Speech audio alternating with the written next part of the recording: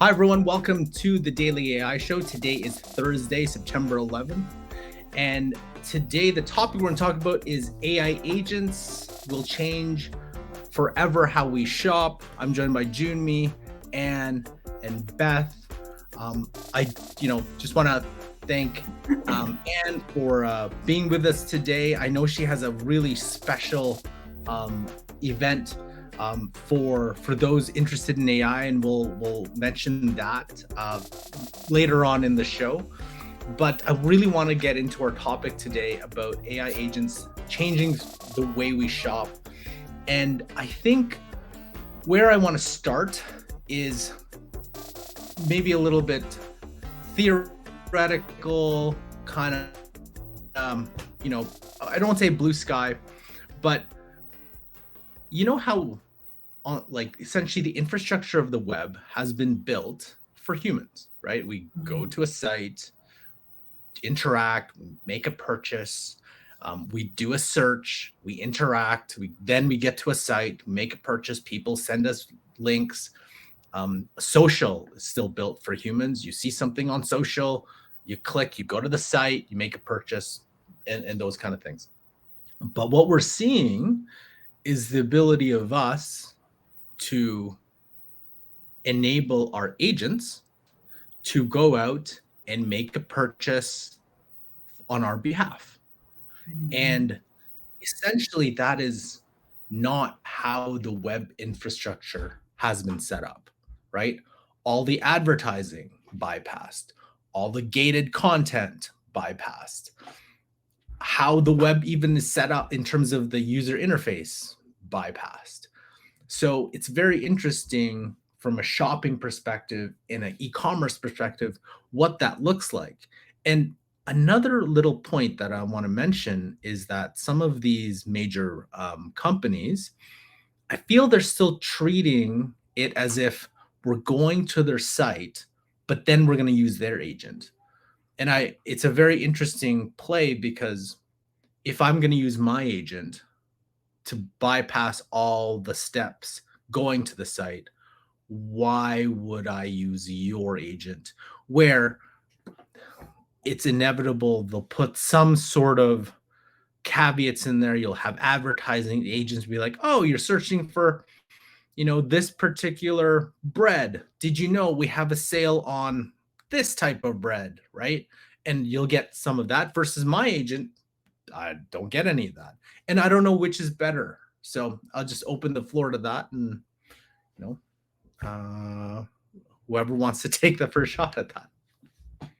Well, I think identifying, like what you identified early on, is how the web is not set up for agents to efficiently take advantage of the process and how it's built for humans.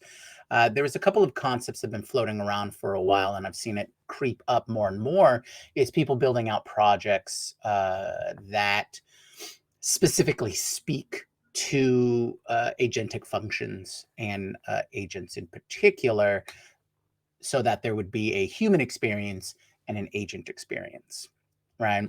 And so the agent experience, agents don't, the efficient use of agents is not necessarily using something like computer use or like operator, right?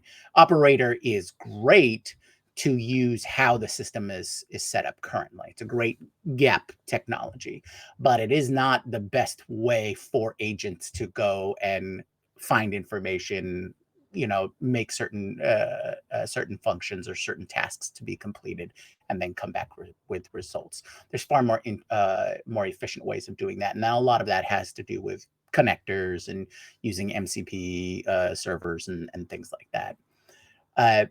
But I wanted to highlight this emerging build, or emerging, not necessarily a technology in and of itself, but a method, a system for creating an agent version of either a website or a knowledge base or some level of interactivity, which is going to be far more efficient in communicating the information. Right. So right now we have search functions that go out, tools that agents or models will use, and go find information, extrapolate it, and bring it back, and present it for the user's query.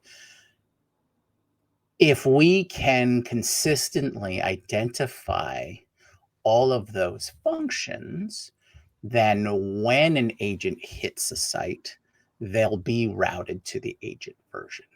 Now, I think there might be some, bumps in the road or some barriers here because of the things that you talked about in terms of monetization, right?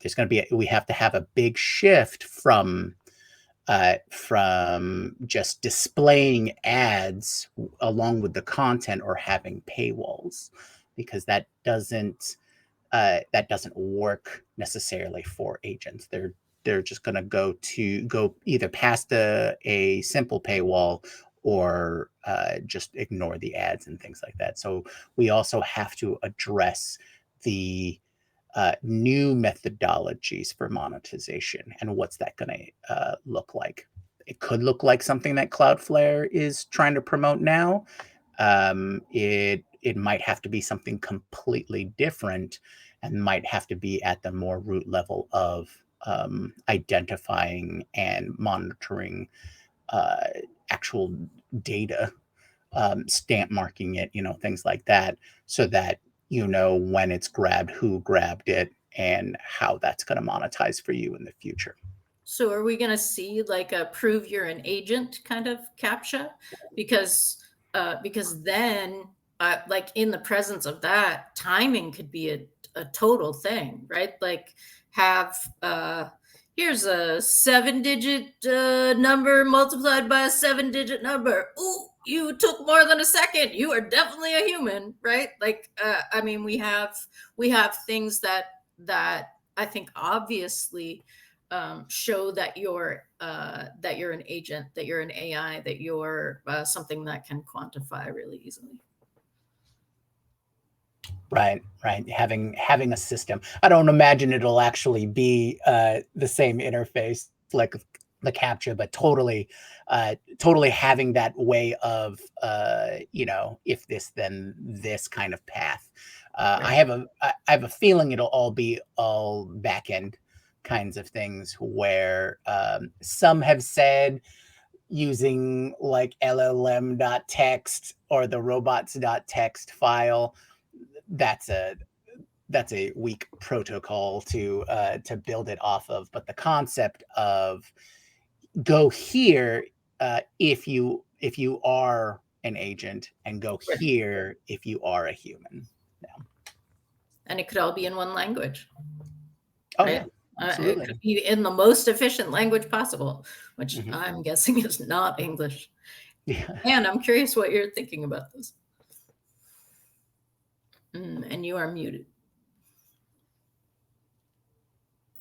Thanks. I've been thinking about the journey for the customer and the impact on the bigger, broader economy, and what it's like if, say it's confusing in the beginning. So people are going to have to probably, for shopping, figure out how to use agents, right? They're going to start testing their comfort with the risk, with their personal data, if that's even on their radar, which I would guess probably, I don't know, I'm going to say 80% of people, it's probably not even on their radar, but maybe I'm being pessimistic. So what's it going to be like as they get accustomed to it? How will they know to make decisions about whether it's their agent that they're using or the company's agent that they're using? And then what's the impact of having less friction for buying shit? Like, what happens? Does that mean we all buy more stuff and help the economy that way? Or does that mean that we stop buying, we slow down because it's so uncomfortable for us? I was trying to think about how we adopted mobile banking or online banking. Is it going to be like that, where we like, I feel like most of us wondered, what is this going to be like when we start putting our account numbers onto the internet? And now are we going to go through a similar thought process, decision process, or is it just like we're a frog in water and we're just the water's just boiling and we're not even noticing it? Yeah, no, interesting take. Go ahead. I wanted to play a video that I played a little while back, and I think, and this will add to the complexity of what you just mentioned too. Awesome. So there it is. Okay.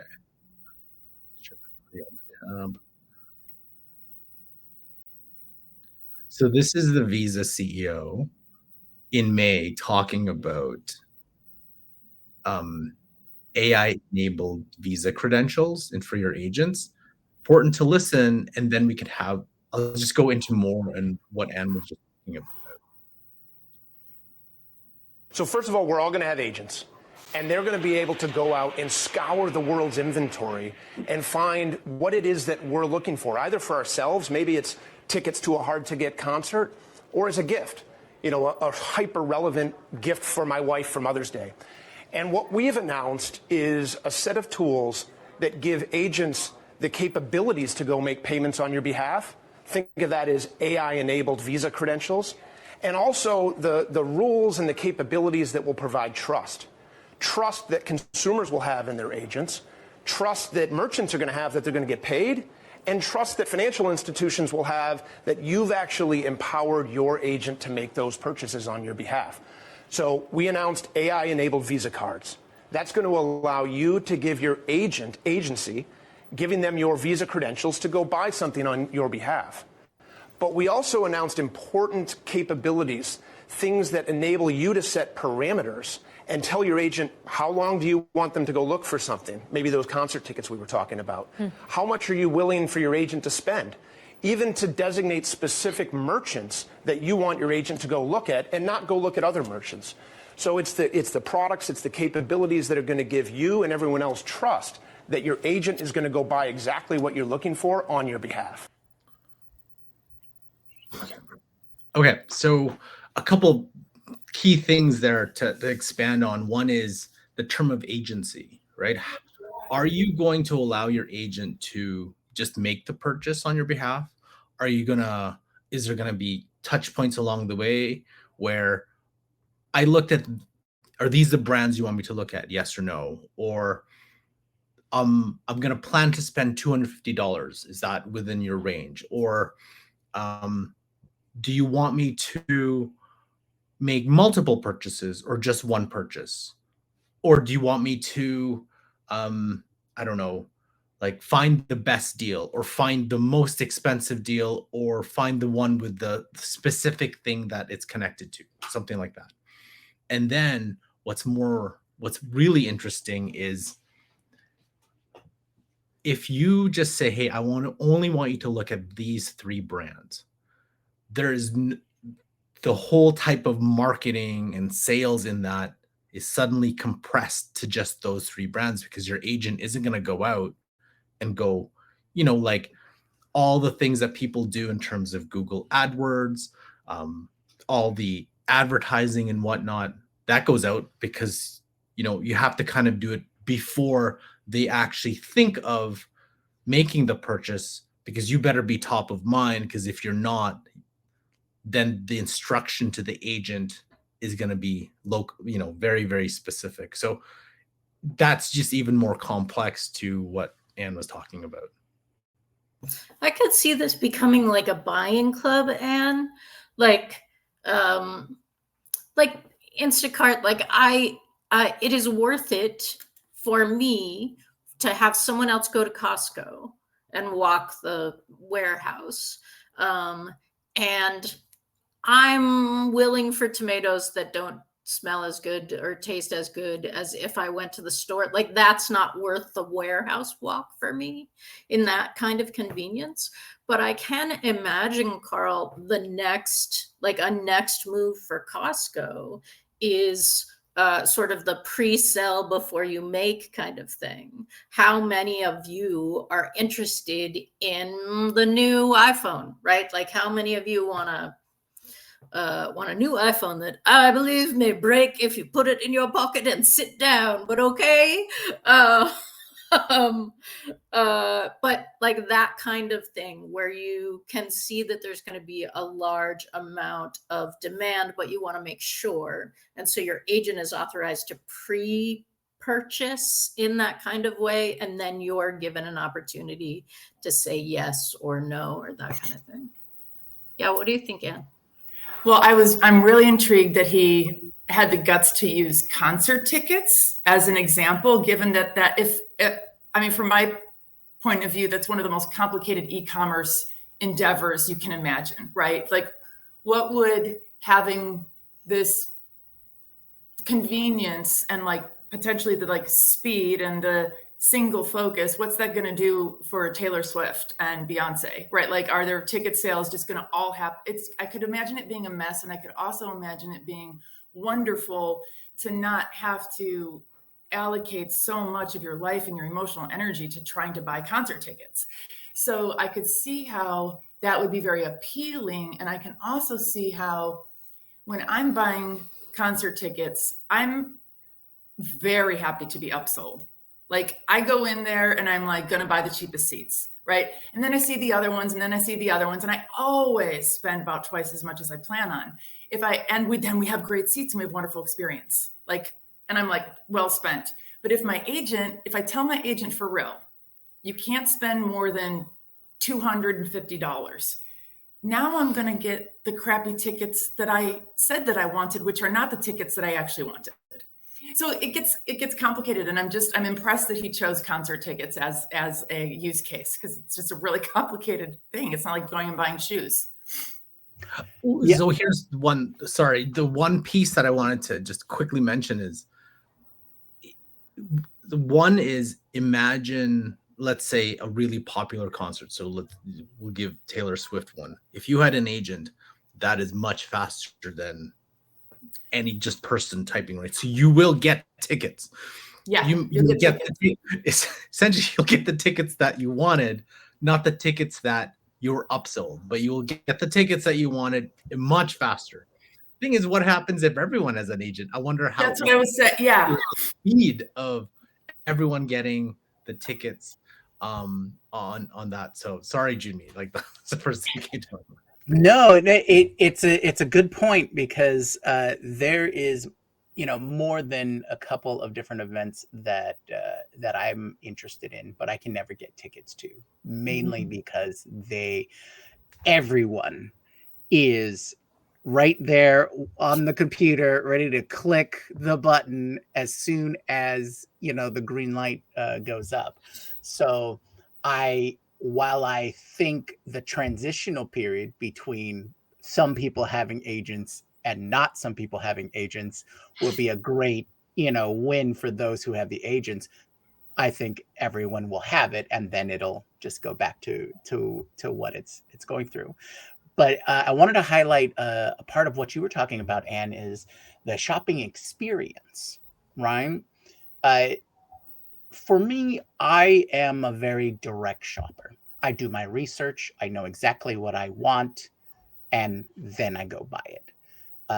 Things like Amazon, the Amazon app, like on the phone, I can easily find what I'm looking for, put it in the cart, and go. If it comes to consistent things, like, let's say, use Amazon for grocery shopping too, right? The fresh something,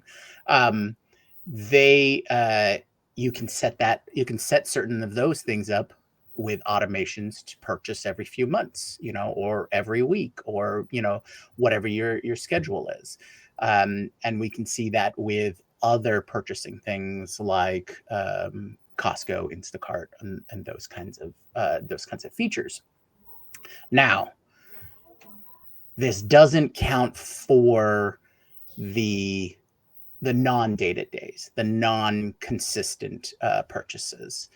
There's a lot of talk about how some of the features are try on this dress, or try on these pants, and with AI now, that becomes far easier. are we looking at a completely different take on what the shopping experience will be? Because I know lots of people like to shop for the whole experience. That, in brick and mortar days, that was going out, trying on the different things, getting input, and then finally making your purchase. And you know and something, especially with something with clothes or fashion, that I think is going to be, a little more entrenched than other products. And then on the other side of things, it's just a matter of whatever's cheapest, if it's good enough. So I'm wondering, is the shopping experience of going shopping going to be gone, or will it only just be minorly adjusted? Are we Is it a matter of speed and convenience? Um, or is there something inherent about uh, going through the process of finding the perfect fit or finding that perfect item, which is something to still be hanging on to? Or is that only going to be like super niche and minor now? Because if that percentage of the actual experience is very important to people, or for a large amount of people, that's something that needs to be addressed, because agents can't necessarily provide that particular experience. Though, having a concierge who tells me, like, you look fantastic in that, Jermaine, this thing's perfect for you, because it's all personalized, maybe that's where the change is. So I'm less trying to look at it from pure economics, pure financial, pure sales, and more from, is there still any fun in the shopping, or is it just functional? See, this is where I think your always with you agent, like your personal chief of staff kind of agent, starts to have the play. And I don't think we're there yet, because I can, this will shock no one, but I prefer my clothing not to be skin tight. So I may be one size in one brand, but I like the size up because it fits me the way I want my clothes to be on my skin.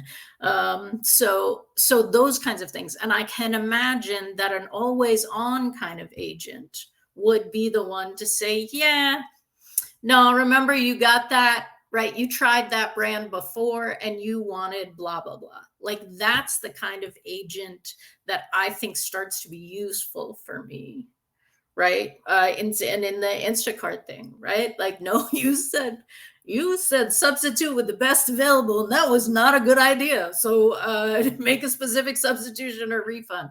Those kinds of things for specific food items. And also, Junmi, Stitch Fix exists. Like, those are humans who go shopping for you because that's what they like to do. And you have that conversation of like, hey, this is the kind of look that I'm looking for. These are the kind of fit that I want. This is my budget. Can I share on that note? One is, I think about, if you're taking your grandchild to FAO Schwartz, that's a much different experience than deciding to use Instacart. However, sadly enough, probably before I get my grandchildren, which is my whole purpose for being on this planet, that will just be a romanticizes, you know what I mean, nostalgic type of shopping. And it may be like a niche experience to go to, the American Girl doll store in Chicago. Like, maybe there's going to be this, like a nostalgic type of shopping experience. But I've noticed something coming up recently, and I'm seeing it more and more. It could be the algorithm, but toward the end of my career in-house, I started shopping with this brand called MM Lafleur. And one of their points of differentiation is you get a personal shopper. So I mean, they interview you, we go through everything, all the brands, all the sizes, everything you like. And then every so often she touches base with you and she says, okay, the season has changed in Oregon a little bit. We have a new thing. Do you want to hop on a call and I'll share it with you? That was bliss for me, because it's the worst. I don't like shopping on the internet, and I don't like shopping in person either. I don't like shopping, period. Now, I've noticed that like there's a woman on TikTok who you subscribe to her for, I want to say it's like I don't know, maybe like 1,800 a year, and you meet with her every month. You do a closet clean out, you develop your style language, you do all this stuff, and then she either goes shopping for you or she tells you, here's what you need. So that's very, very different. And I wonder if this is another example of like the rise of the small business, the niche, the gig workers, the gig economy, the, subject matter experts in a specific area, and that this will create opportunities potentially also specifically for women, because whether it's, who knows, chicken or the egg, but we're the ones who are thought to be like the main shoppers of the household stuff. So it could create some opportunities. Then that makes me cringe a little bit, because AI's understanding of women and representation of women is a tiny, tiny little portion, right? Like I probably could now with Aleph and Nano Banana, but for a really long time, I couldn't get my face generated. Like, this is my face, put me in this environment without makeup and jewelry on, because that was how women showed up in all environments. I must have forgotten with the image that I brought. So I'm like, I like where you're going, and that makes me more concerned, because is the expectation that if you're a woman, you should fit in these pretty narrow things. If the retailer is in charge of it, sell them whatever they would like to pay for, right? But then that gets to training. I think, like, from an e-commerce perspective, I think we don't want to just look at just the shopping experience, which is going to be a big deal, but also think about, I just thought about, I have to wake up, I don't know, around 4:45 sometimes. And I'm usually up in about 30 minutes anyway, but to get my daughter into swimming lessons. So there is that type of e-commerce purchase where you have to, certain things that you kind of have to do, whether it's booking your camping, swimming, right? Like, these kind of purchases that most people wouldn't think as shopping, but you do a lot of online transactions for that.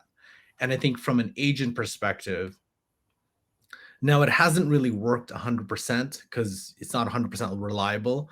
So I'm not just going to allow agent mode to, hey, on Thursday or whatever, I want you to go out and book swimming for my daughter at this level. And then I worry that I'll get back, yeah, I booked swimming, 4 swimming lessons at the level, like 2 levels down or 3 levels up. And you're like, no, that's not what's in the instructions, but now we're stuck with it and I can't really do anything. So like, there's one thing when you're shopping for clothing, but there's another thing when you're trying to book something. And let's say if you go camping and it books you the wrong site for the wrong days, where you're like, hey, there's much more higher level of risk than, certain other things. So I feel like the initial forays are going to be like the smaller risk.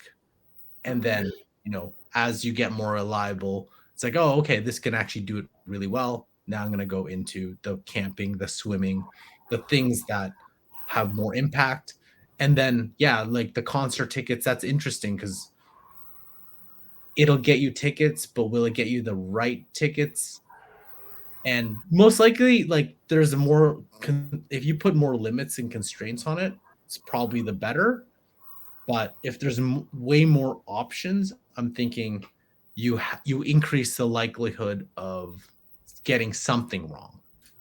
Well, this also goes back to what they learned about online dating when online dating sites first came up, right? Like, who are you looking for? Oh, I'm looking for these people, and actually, you're not. When we showed you those people, you don't want to do anything with any of those people, right? And then you've had maybe eHarmony. You started to have sites like, okay, we're going to do a profile. We're going to ask you some questions, do a profile. We think we're going to be better at matching you with someone who's going to be compatible for you than your description of what will be compatible for you. And so there's a funky pendulum in this, right? Because you can't, like, again, if we go back to clothes or the concert, I don't want you to get me the tickets to the concert you think I want. I know that I want to go to that concert, right? But well, going back to the dating analogy there, and I keep going back to this, where the CEO of Bumble, like several months ago, was talking about a dating concierge for you, right? It's like, oh, you'll have a dating concierge that will then talk to your, either your profile or and then kind of figure all that out. Well, that has all the business implications, right? It's like, and maybe in a concert ticket example, maybe for the swimming or camping example, it's your agent going in and connecting with the site agent, and that's where you have that interaction. Because if you leave it up to your agent may not have all the context, but then the site agent will bring that context. But that's a completely, again, back to the infrastructure question. I haven't seen, nor have I heard anyone building an agent to agent focus rather than a human to our site agent, and then you use it, versus, hey, our site will connect with your agent to make that experience well. And that's, I don't know when that field is coming, but that's an inevitability. I think that would just make more sense when more people start using agents more and more and more. Well, there was a video of, and I know we showed it. Maybe we showed it on the Sci-Fi AI show, where there was an agent calling a hotel to make a reservation, and the hotel agent answered the thing, and they basically did, "Are you an agent? Am I an agent?" And then like flipped into agent language, right? Like, so like we may not know that may be happening, but we may not know about it because it's just a more efficient way of communication between two things that are communicating rather than a full programmatic intention. June, can I just say like a 30-second thing? Oh, go ahead. So last night we were driving. So I'm driving from Oregon to drop my son off at Cotwell my son, my second born, my last, is going to college right now. We're on the ride down here. So we were like, okay, well, let's stop in like an hour and a half. So I book a hotel. Like, keep in mind, it's an hour. It was like 9 p.m. It's an hour and a half from now. I know exactly what town it's supposed to be in, yada, yada.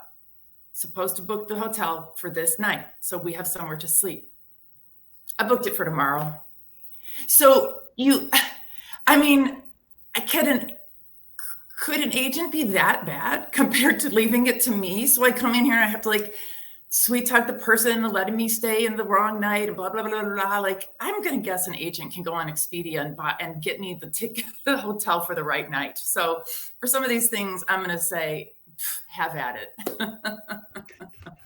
Well, that's actually a good point, because if we remember what the video was talking about and the Visa guy was talking about was emphasizing the concept of trust, right? Because this is going to be the big component of moving forward, is when people can trust in the process, trust in the agents making correct decisions, things like that.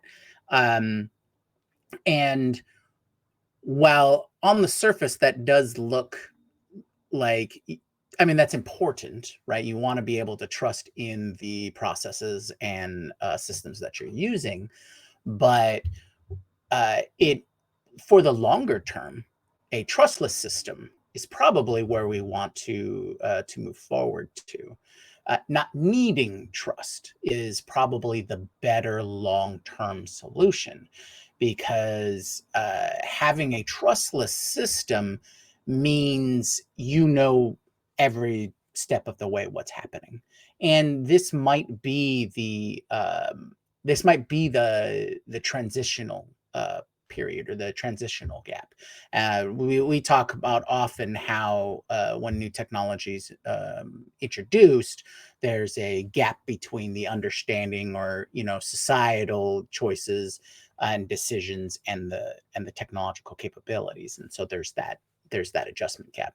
And this could be that transition from the traditional usage of the web, traditional usage of online services, and everything that we do and interact with, and offloading that to agents. So there's going to be that gap or transitional period. Not exactly sure how long that's going to take, because even now the level of AI use and AI literacy is extremely low, right? The adoption is fairly slow to reach certain mainstream levels. Development, and in certain circles, vast advancements, things like that. What is trustless? So a trustless system, think, let's see, what's the best example? When you're doing a transaction between, like, say, your credit card and a service, you trust that the credit card and the service can communicate, and your whatever store of value you have with that credit card or debit card or bank is communicating with the service, and there's an exchange there, and that exchange or that transfer is trusted between those 2 points. A trustless system would think more, I guess the easiest example would be maybe like blockchain. Blockchain's a trustless system, right? It's decentralized. It's not only the beginning point and the end point that you have to trust that the transaction goes through. It's verified by everybody else that actually happened, right? It's verified by everybody else, but only understood by a tiny portion of people. This is true. And that goes back to the whole technological gap and things like that. But in terms for Visa, having it only really works for them because they're a payment processor, right? Everybody trusts Visa's credit card when they put in the number with a vendor that it's going to go through the purchases made, and then they'll see it on their statement in a couple of weeks. Now, that's all part of the Visa system. They're the ones doing all the thousands of transactions, per second and things like that. But on a trustless system, it's not just Visa, right? Visa is probably probably the largest player in the payments world, right? So they have a vested interest to build this trust with their agents and their offerings to tie it in with existing systems. So you'll definitely see a solution from them, but definitely locking into their own systems. It, like, when the early days of the internet, you would look for the little badges that said accredited by Better Business Bureau, all of those kinds of things, because giving your credit card information was not trusted, because you're putting all of your data out there. You're putting all your credit card information into a form, and it goes out into the ether. But now, 20 something years later of mainstream internet, and no one bats an eye, right? They've built up that trust as part of the system. And I think that's the kind of thing that he's highlighting, is they want to build that for the agentic era. On that note, I just wanted to take a little bit of break from our conversation and allow Anne to promo what we talked about today. I'm just going to share a little bit of the screen if I can find it. There it is. Anne, I'll let you take this away. Thank you. First of all, I'm loving this conversation. Thanks for having me today, and it's good to see everybody in the chat, the regulars and the newbies as well. Yeah, so She Leads AI, we're hosting our inaugural conference October 11th through 14th. So this is like, we went all in, we're swinging for the fences. My kids say, aim for the moon, fall among the stars. So it's an inaugural conference. It's been a fascinating process. And one of the things that we've learned is that our sponsors will indeed step up just for the mission. So I approached this thinking, well, let's see, we're all grown-ups, we're all business people, right? So sponsors, they need to know click-through rates, conversion rates, the number of impressions, all this stuff. Well, I don't have that because it's the inaugural. So our sponsors have been stepping up just for the mission, and now we have scholarships for women of color. So between $250 and $997 based on what the person wants or needs. We have a form that takes 4 to 5 minutes to fill out, 4 to 5 minutes to fill out. Everybody's guaranteed to have whatever level of scholarship they're interested in. And we have a free pre-conference. We're going to have fun.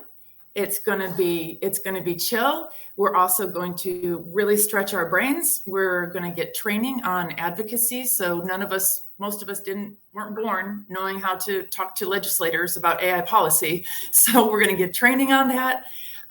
Lots and lots of very practical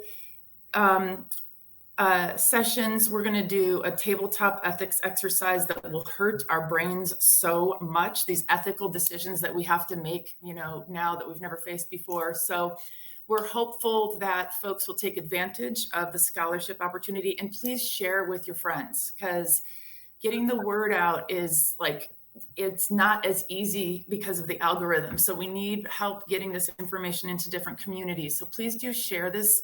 And for everyone, we have a discount code of Kick Down Doors for $250 off at checkout.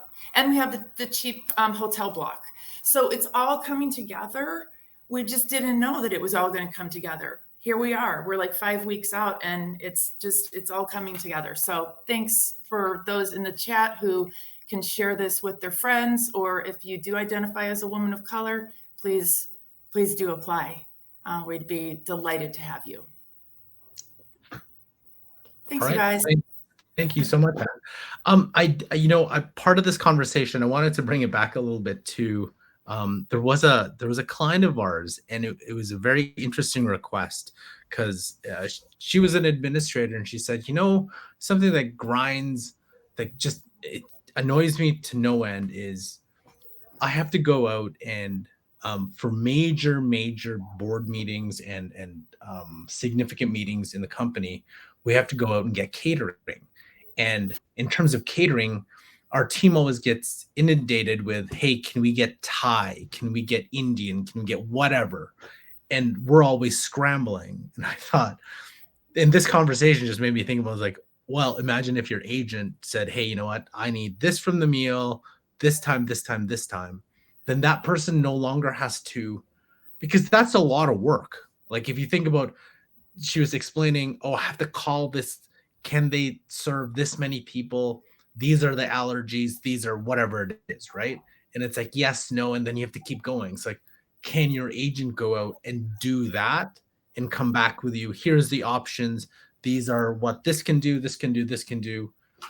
And what do you want me to do? And then even if you go out and make the final call, that agent alone saves you a lot of time.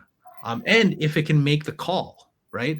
We all talk about, there's so much about AI agents taking the call, but can it call on your behalf and do some of those tasks?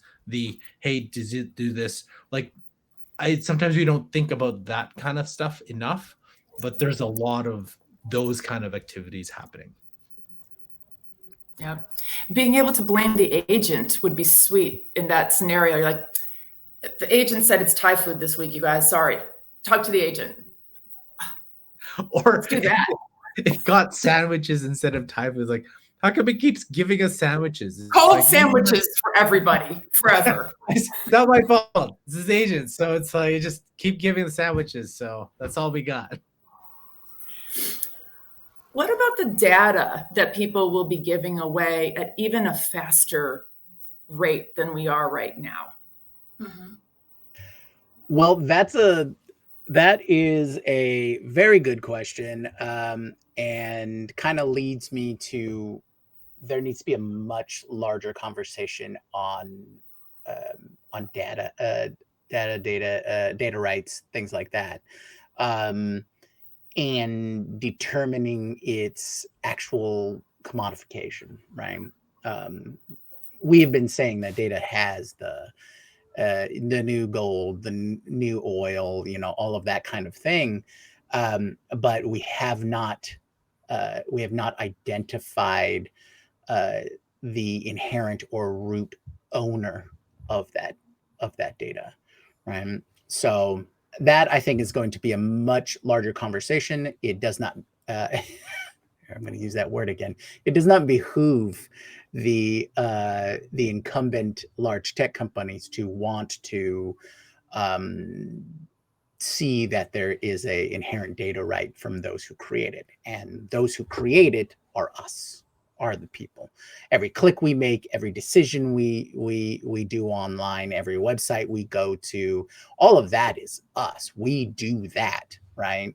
So is there because it has value, is there an inherent right to it? And I understand there might be a complex and nuanced discussion about having to go through that process. Then just like any other right, we have to discuss what the licensing would be and all of that. On the other side of that conversation is some are saying that there's all data and all information should be open and exchanged, and that way it has all the same value. I'm not exactly sure if that's going to fly either, and so it'll probably be some mix of that. But within this context, and I think it becomes a matter of, in the early days, I'm sure it'll all fall under how much concern people have individually, right? There's only so many steps that you can take to safeguard your data, safeguard the information that you transfer. But every single major system out there now is collecting all of it. So in the immediate time period, I think it's a matter of awareness and seeing if people want to make the effort to identify, oh, hey, this is ours. We created it. You can use it based on these, parameters. But for right now, I don't think that is the concern of most people when it comes to agents using their information, their contact points, and generating new data from the actions that their agents are taking, for them. No, right? I mean, even after it came out that the like, which Muppet would you be, take the quiz thing on Facebook was profiling you, like, and the data went to get aggregated.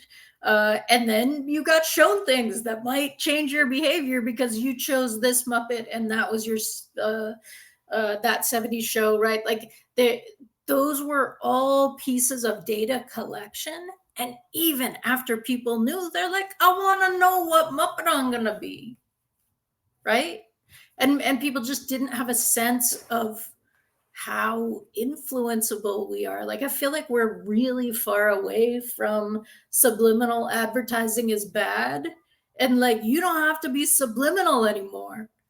You could just like make a really good profile, right? And that, then that, are we moving? And I see you about to have a thought, and I would love to hear it. Are we then moving to, hey, I can cancel this order, but I just want you to know that I bought the Swifty sweater that you've been talking about. Would you like me to continue it?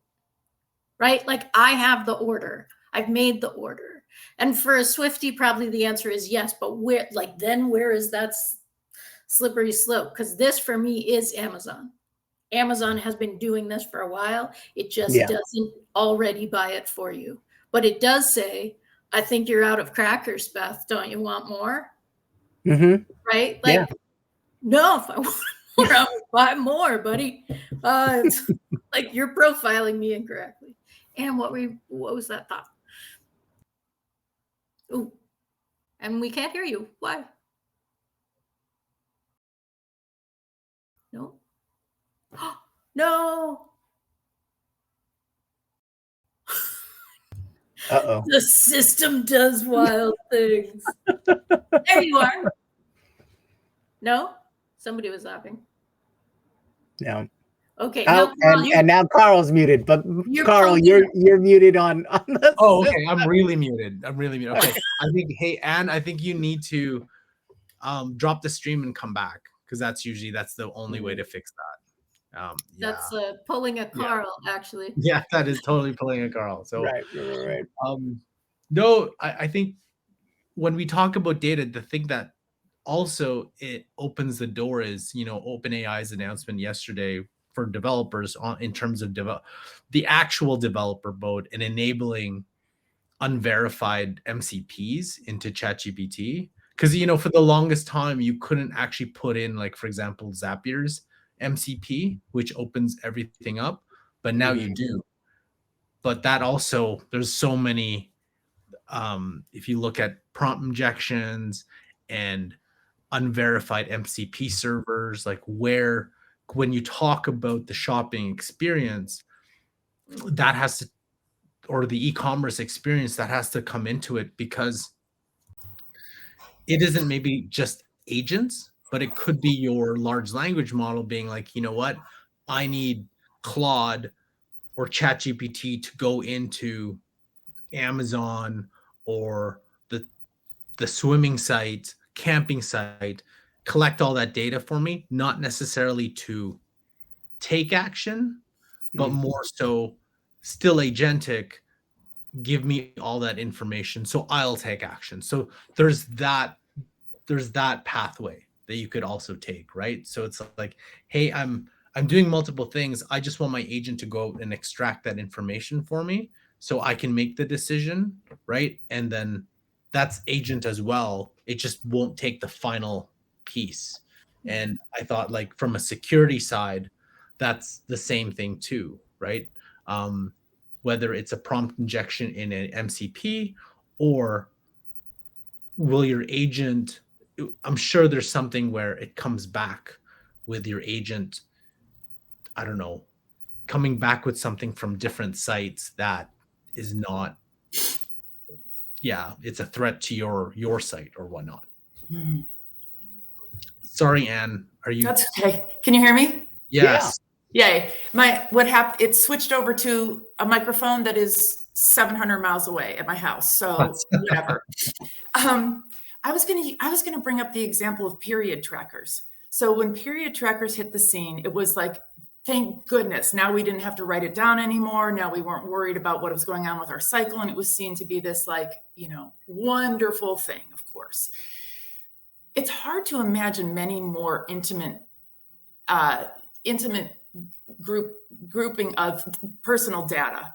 So now you take the period. Of course, when Roe was overturned, many people immediately went and removed their period trackers, of course, but also a lot of people still think of it as like this wonderful convenience. And if you think about it sort of from a gender equity perspective, like anything that makes dealing with your reproductive health easier and less friction free, particularly for women, is a good thing.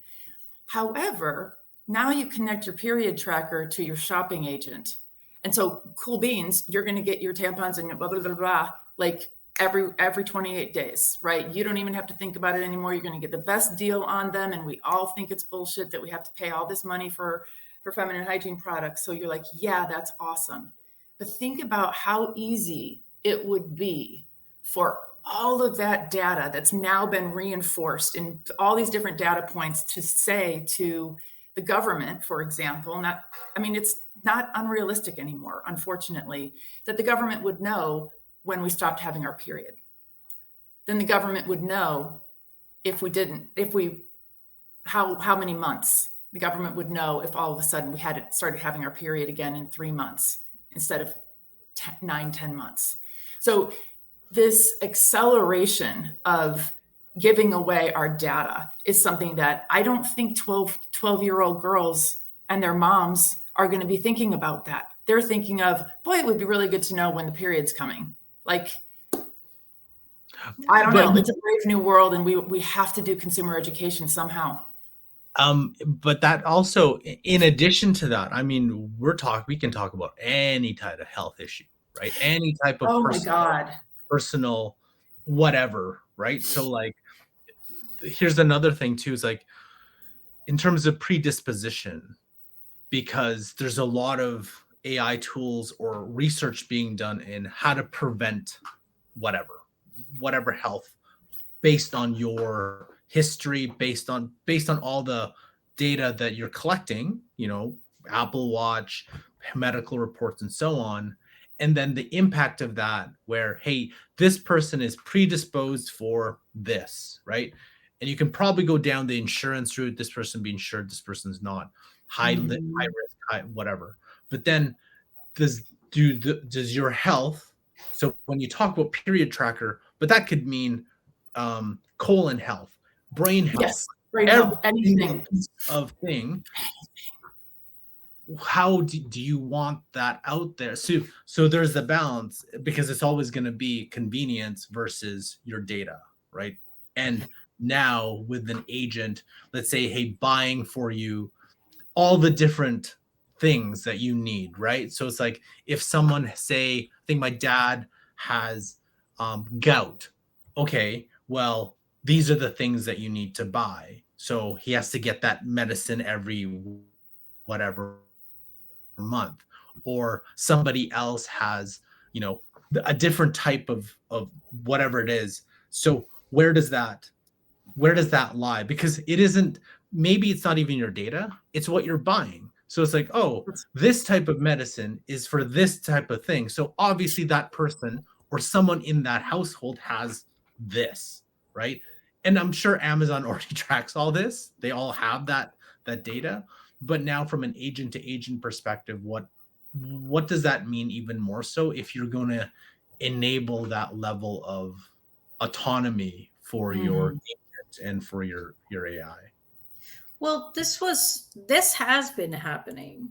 I'm trying to remember, was a news story about Target, I believe.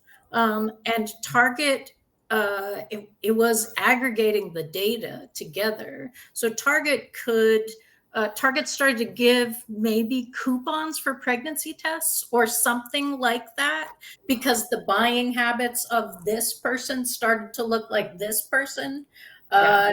And what they bought before they were pregnant, right? Yeah. And if you buy a candle and you buy like a bath bomb, you're probably pregnant. So we're just going to give you hey, you want a coupon for a pregnancy test? I'm like, I didn't think I was. Why do you know? Target, right? Like, what the hell? But there's also, there's also a piece of this that when we say, the government has access to this, the government is, at least in the US, is notorious for not understanding how bodies work. So it's dangerous to be making